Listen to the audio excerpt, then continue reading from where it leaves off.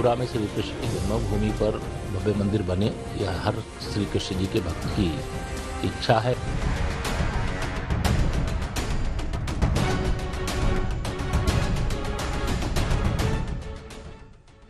UP का election है, election में उनके सामने उनके जीत के लिए कोई मुद्दा दिखाई नहीं दे रहा।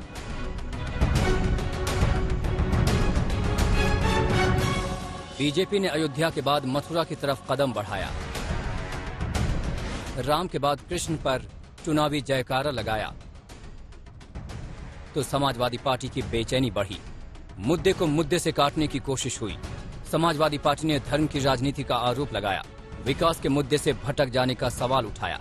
लेकिन खुद समाजवादी पार्टी कैसी पेच पर बल्लेबाजी करने की कोशिश कर रही है, ये पार्टी के सांसद शफीकुर रहमान के इस फेसबुक पोस्ट से समझने की कोशिश कीजिए, जिसमें लिखा है, बाबरी हमारे सीनों में महफूज है, न हम भूले हैं न हमारी नस्लें भूलेंगी इंशाअल्लाह।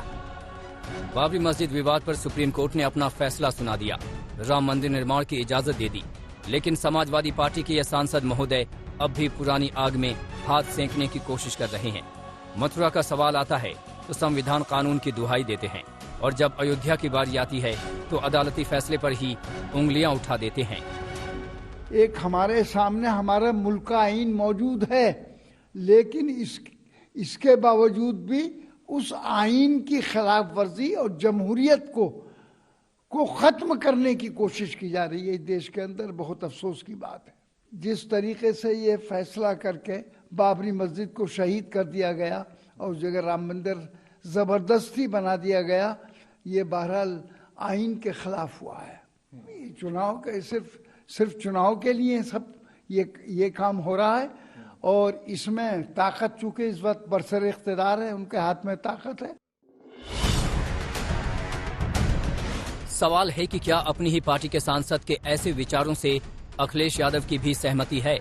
अगर उनकी पार्टी के सांसद धर्म की बुनियाद पर ध्रुवीकरण की कोशिश करते हैं तो फिर बीजेपी की ऐसी ही कोशिशों पर सवाल क्यों? बीजेपी की तो पूरी जोर आजमाइश ही धार्मिक ध्रुवीकरण की है। याद कीजिए प्रयागराज में केशव प्रसाद मौर्य का ये बयान। सबसे पहले कितने लुंगी छाप गुंडे घूमते थे,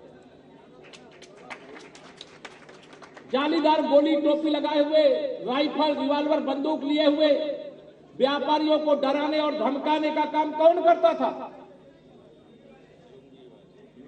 आपकी जमीनों पर कब्जा करना और कब्जा कर ले तो शिकायत करने भी मत जाना, ऐसी धमकी कौन देता था?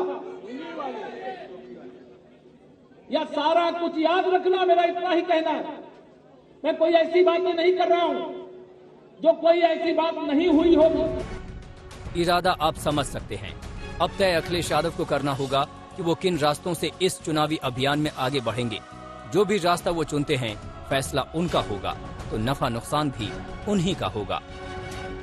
आज तक ब्यूरो।